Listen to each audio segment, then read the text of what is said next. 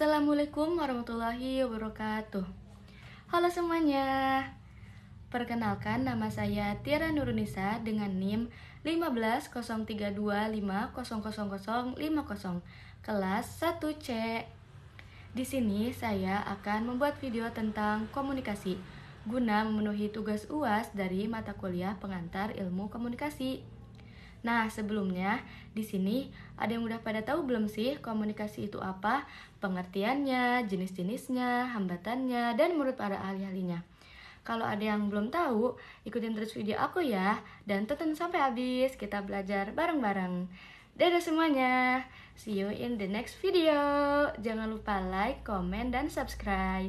Nah, di sini saya akan menjelaskan tentang komunikasi. Komunikasi sendiri memiliki arti yaitu proses penyampaian pesan atau informasi dari komunikator kepada komunikan, baik secara verbal maupun nonverbal melalui suatu media. Manfaat komunikasi sendiri yaitu komunikasi memiliki peran yang sangat penting untuk menyampaikan pikiran, perasaan, dan juga pendapat seseorang. Di sini ada 5 tipe komunikasi. Apa aja sih 5 itu? Yang pertama, komunikasi interpersonal, komunikasi yang dilakukan oleh 2 orang atau lebih. Yang kedua, komunikasi kelompok, komunikasi yang dilakukan oleh beberapa orang dalam suatu kelompok.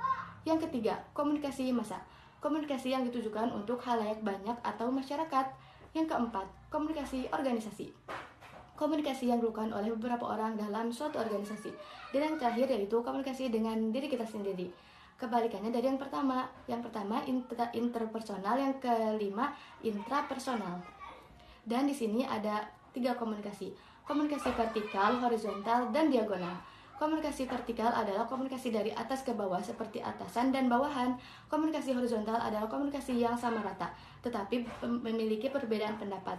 Dan yang terakhir yaitu komunikasi diagonal. Komunikasi diagonal adalah komunikasi memotong secara menyilang rantai perintah organisasi. Nah, di sini masih ada yang penasaran gak sih komunikasi itu masih banyak lagi atau enggaknya?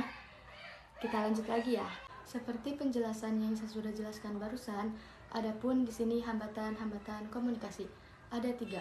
Yang pertama, hambatan fisik. Hambatan fisik adalah hambatan yang terjadi oleh faktor lingkungan baik dari komunikator maupun komunikan seperti curah hujan dan lainnya.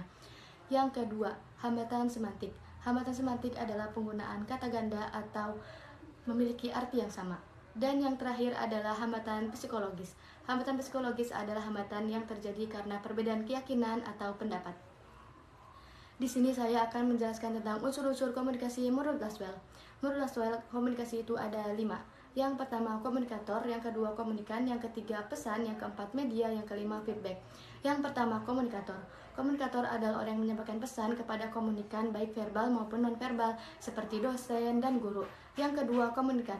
Komunikan adalah orang yang menerima pesan dari komunikator seperti mahasiswa dan murid. Yang ketiga pesan. Pesan adalah informasi yang disampaikan oleh komunikator kepada komunikan seperti pelajaran dan lainnya. Yang keempat adalah media. Media adalah sarana yang digunakan oleh komunikator seperti infokus, laptop, dan lainnya. Dan yang terakhir adalah feedback. Feedback adalah umpan balik dari komunikator dan komunikan. Di sini juga saya akan menjelaskan tentang komunikasi verbal dan nonverbal. Saya akan jelaskan satu persatu. Komunikasi verbal. Komunikasi verbal adalah komunikasi yang digunakan oleh perkataan dan tulisan. Seperti saya sekarang ini. Saya menggunakan komunikasi verbal. Yang kedua adalah nonverbal, oleh gerakan tubuh. Dan saya juga akan menjelaskan media. Apa sih media itu? Media adalah sarana yang digunakan oleh komunikator untuk menyampaikan pesan kepada komunikan, seperti yang tadi. Seperti infokus, laptop, papan tulis, dan lainnya juga. Di sini juga ada human communication. Saya akan menjelaskan tentang human communication.